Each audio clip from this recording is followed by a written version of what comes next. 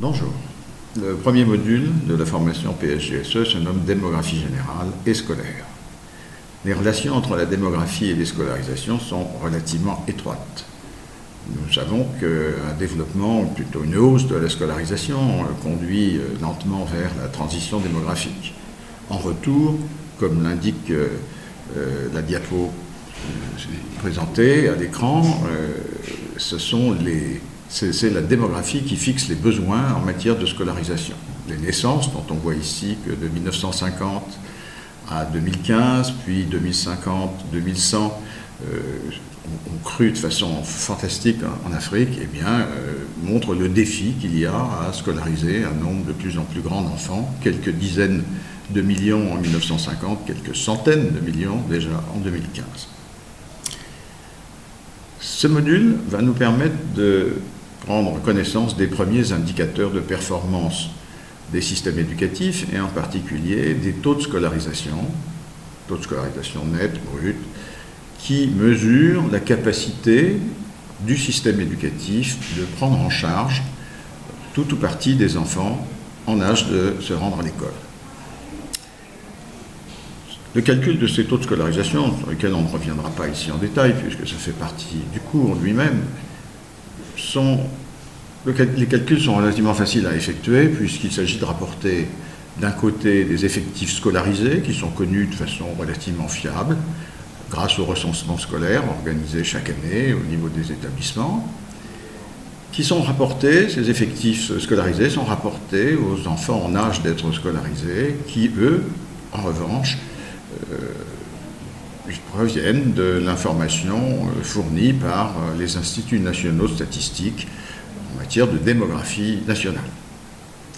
Alors là, on a davantage de difficultés à avoir des données fiables. D'abord parce que les recensements ont lieu tous les 10, 12 ans, et entre ces périodes, des estimations sont produites, estimations intercensitaires qui permettent de savoir, dans ces périodes entre les recensements, comment évolue la population. Le plus grave, c'est, comme l'indique le graphique suivant, qu'en Afrique, parfois, les données démographiques sont d'assez mauvaise qualité en raison de la défaillance des déclarations des personnes enquêtées. Comme vous pouvez le voir sur ce graphique, nous avons ici une répartition de la population par âge, en particulier pour les jeunes, puisque nous avons des âges qui s'étalent de 3 à 30 ans. Eh bien, dans ces déclarations, on s'aperçoit qu'il y a des accidents, c'est pas tout à fait... on n'a pas de continuité entre les différents âges, et au contraire, on a des creux et des bosses aux âges ronds, c'est-à-dire 5 ans, 10 ans, 15 ans, et puis des creux aux autres âges qui sont moins souvent cités, alors que normalement, il y a une certaine continuité dans les naissances d'un âge à l'autre. Alors c'est effectivement un souci pour pouvoir calculer des indicateurs de scolarisation fiables. Donc, il faut être averti de ces questions, et le cours s'intéressera beaucoup à cela, pour pouvoir dialoguer avec les responsables des instituts nationaux de statistique et pouvoir obtenir, si possible, des redressements, des remédiations à ces problèmes de déclaration. En particulier, il faut trouver le moyen d'obtenir des valeurs moyennes qui évitent ces trous et ces bosses.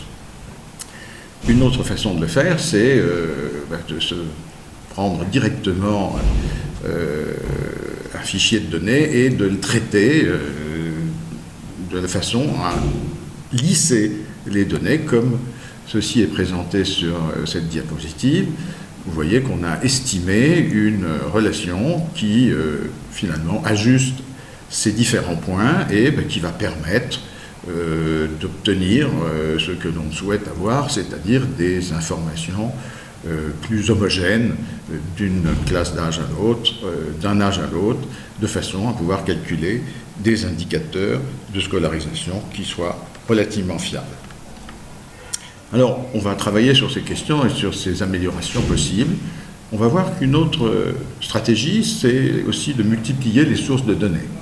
De plus en plus, lorsque l'on s'intéresse aux questions de scolarisation, on peut avoir recours à des enquêtes qui sont des enquêtes de conditions de vie des ménages, des enquêtes ménages, comme l'on dit, dans lesquels on va trouver des informations sur le ménage, sa composition, mais aussi à l'intérieur de la composition du ménage, la situation scolaire, par exemple. Autrement dit, on va avoir dans un même ménage les enfants et on saura s'ils sont scolarisés ou pas, à quel niveau, et ceci va nous permettre d'avoir une mesure des scolarisations sur cet échantillon de familles qui pourront évidemment représenter la situation nationale.